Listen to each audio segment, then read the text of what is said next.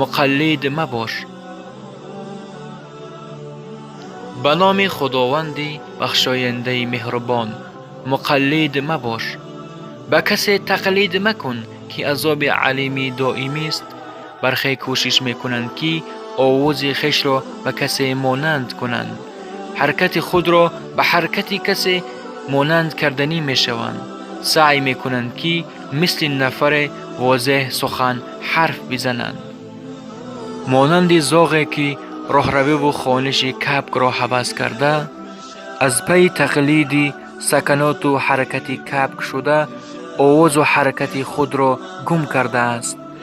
نفری از آدم علیه السلام تا به امروز موافقه نیست که نفر به نفر دیگر مانند باشد، چی در صورت چی در سیرت.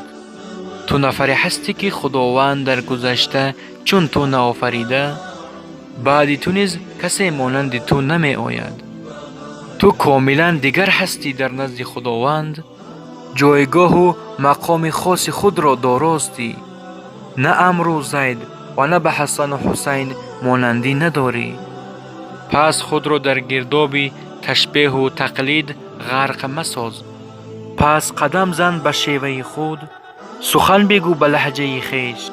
زندگی کن طوری که خداوند تو را به این زندگی آفریده است.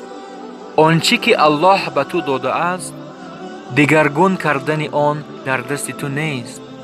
تقدیر آن ناامکان است، زیرا تو رنگ بوی و طعم خاص هستی.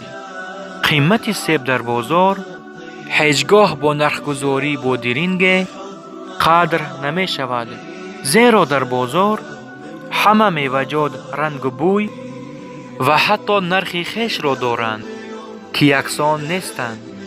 انسان ها نیز چنینند، همه مقام خویش دارند و کوشش دیگر کردن حالت خداداد بس و احمقانه کار است.